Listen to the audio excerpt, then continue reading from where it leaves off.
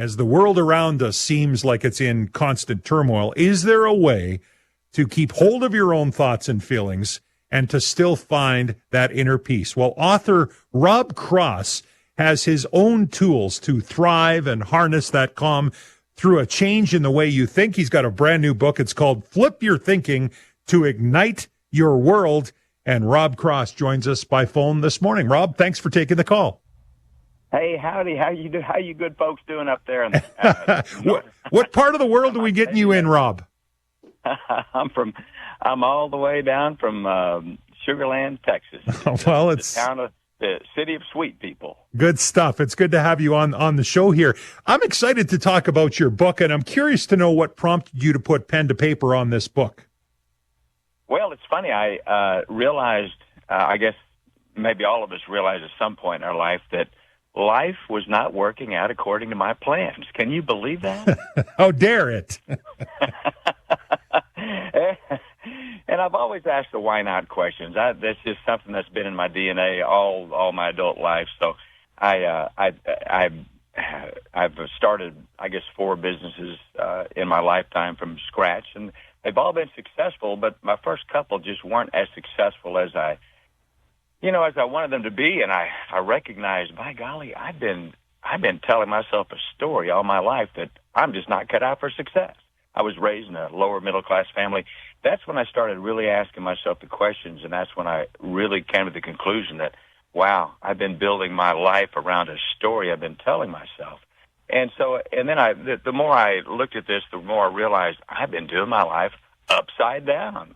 It's been a great revelation for me, because it's given me back the power to create the life that I want. And I've been sharing it with friends forever. And my wife finally said, "You need to write a book, because you've been telling everybody one-on-one." And we eventually did that. It's just been such a success, and it just takes you back to common sense. Back to showing you how you've been literally pushing away the very things in life that you want. It's a good news book, a lot of hope. Well, let's dig into it a little bit more. Rob Cross is my guest today, author of the book Flip Your Thinking to Ignite Your World. Give us some takeaways from the book, things that we can do that are in our control to flip the way we think.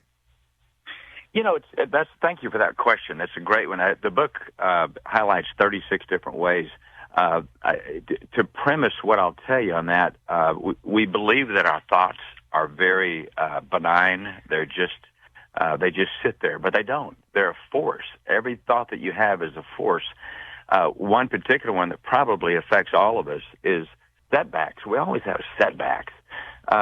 Look at setbacks as a setup. Is it a setup? Well, it is if you think it is.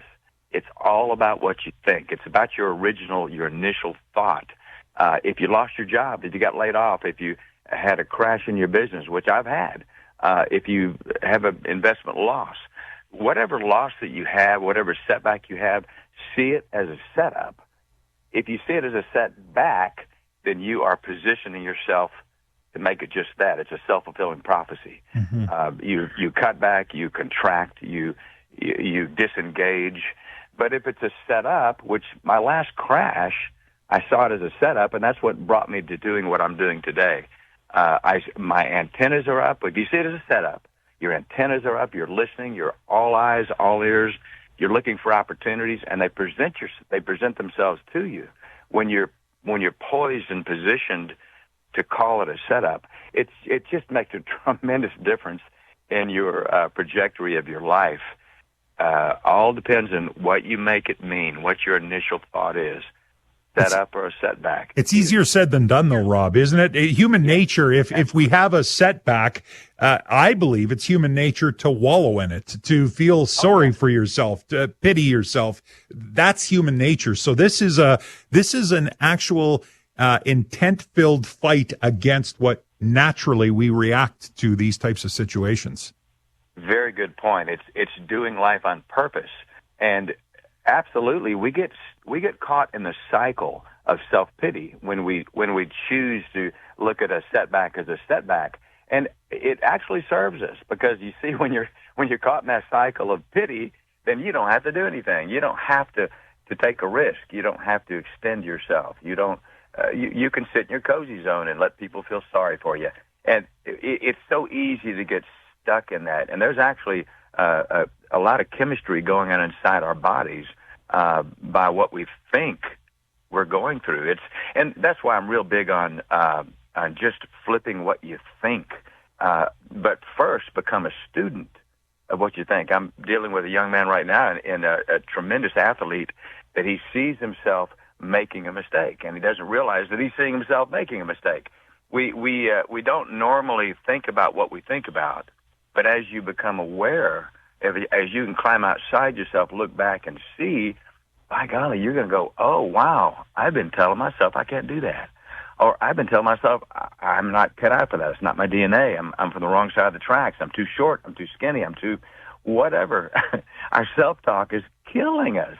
We've got to become aware and then nip those negative thoughts. I like that. You said we don't think about what we think about? I like that. Well, my teacher didn't, and my professor didn't tell me that. He didn't invite me to do that. Did yours? No, I mean, that's the thing. Some of this stuff, it's just like I'm taking the time, pausing in a day, and just thinking about that stuff. I watched an interview that you did one time, Rob, where you talked about we have 40,000 negative thoughts a day. Some say we have 70. Some say we have 10,000. Even the lowest projected, 10,000. I can't even imagine the machine they use to count that.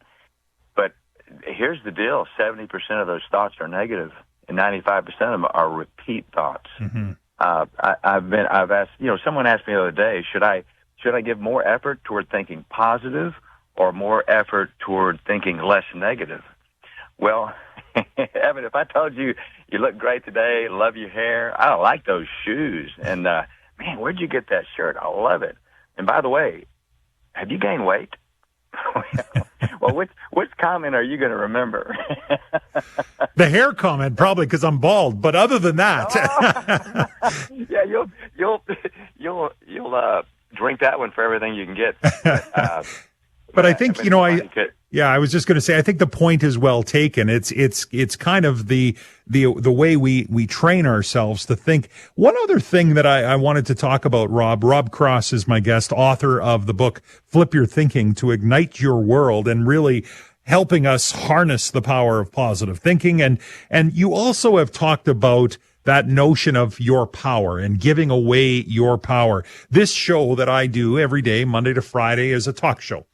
And so what we do is we will talk about various different things, often involving different forms of government, and we give people a chance to text in and call in and weigh in. Well, people can absolutely flip their lid, lose their mind over something that sadly is out of their control sometimes.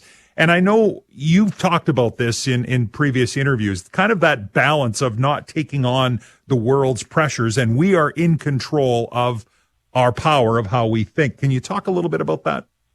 Oh, I love that one. That's yeah. Well, I see three kinds of businesses in this world. There's my business, your business, and God's business. And whenever I try to get into someone else's business or God's business, I lose my mind because I have no control. The best way to feel like you're in control is to let go of control of the things you can never control anyway. You got to let go. Mm-hmm.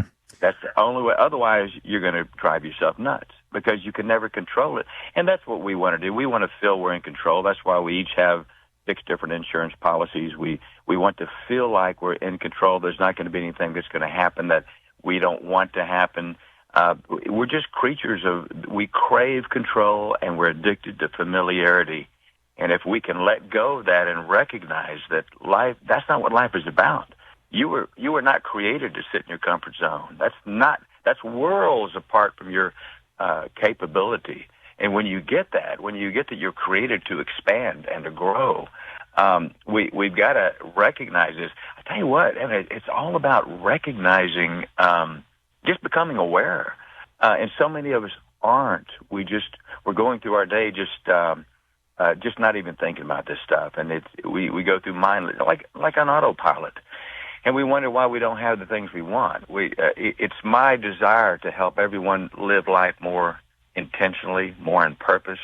And so taking back your power, I'll ask you, what in your life do you not have that you wish you would have had by now? Are you as far along as you thought you would be? If not, why?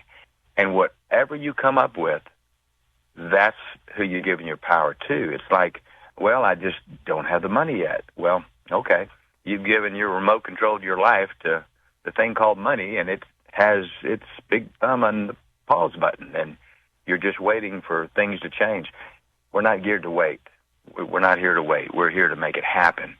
And you got your power. You got to take back your power. Get off your excuses. Excuses, they're the worst. They're just our trying to justify why we're not successful. Rob Cross is my guest this morning, author of the book Flip Your Thinking to Ignite Your World. A great read if you get a chance to pick up the book. We've only got a couple minutes, Rob. I'm curious to know your thoughts of how social media plays into the lives we lead today, the thoughts we have today, the focus and the priorities we set for ourselves. It's critical that, thank you for that question. That's a huge question. It's critical that you and I monitor and become, just grab by the horns what we spend our time with. It's so easy for us to live life unconsciously. And boy, isn't it easy to watch a reel, like a Facebook reel, and then before you know it, you've watched 50 of them? It's like, oh man, I just spent an hour of my life. I'd love to have that hour back. But we've got to become conscious and aware that social media, there's only one redeeming factor to it that I can see, and that is really keeping us in touch with a friend we haven't been in contact with for 30 years. But you really got to put on your big britches and call the shots on the time you spend. I'm a big fan that you're either controlling your thinking or your thinking is controlling you.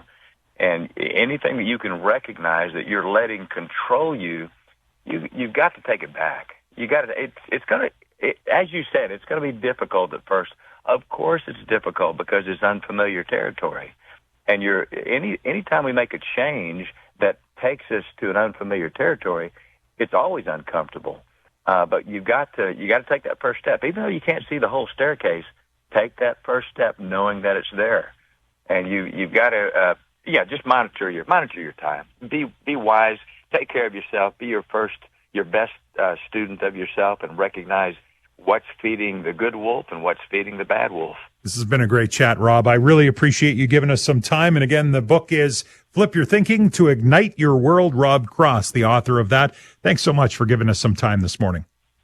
Listen, keep up the great work. You're doing wonderful. Your fans are lucky to have you. Well, and all you Canadian neighbors, I love you, and you're capable, far more capable than you think you are. Thanks so much for that, Rob. Appreciate you calling in. My fans, lucky to have me. My haters, you're stuck with me. Well, that was a good conversation with Rob Cross, the author of Flip Your Thinking to Ignite Your World. That's his newest book. And he really talks about and focuses on how you control your thoughts, and thus you control the way you feel about different things. And people often are quite willing to give that power away. They hear about something, they read something, maybe it's something we talk about on the radio, and it gets you frustrated and angry and takes over your focus. And the reality is you can choose how you want to react to that. But some of his lines I liked. Look at a setback as a setup rather than, something bad happens in your life. It's done. It's over. It's ruined. Maybe it's an opportunity. So it's kind of just flipping the dynamic on that one. How about the line, we don't think about what we think about? You actually have to stop and absorb that for just a second. Actually, I was chuckling. I saw a text on the line from Cameron in Regina who said, whether you think you can or think you can't, you're always right. I live my life by that famous Henry Ford quote. So thanks for sending that in. Cameron, appreciate that. And Remo from Regina sent in, I think he was delightful to listen to. I really like the line, we don't think about what we're thinking about. That's exactly right. I think it's such an interesting line. But there's a lot of really good chapters in this book talking about, doing life upside down. We push things aside that matter and focus on things that ultimately don't. We don't control our thoughts. We need to change the way we think because how you think is what you see, and what you see is how you react, and it's all interconnected, and obviously you can spiral down fairly quickly. So finding that balance in life, and once again, Rob Cross's book is Flip Your Thinking.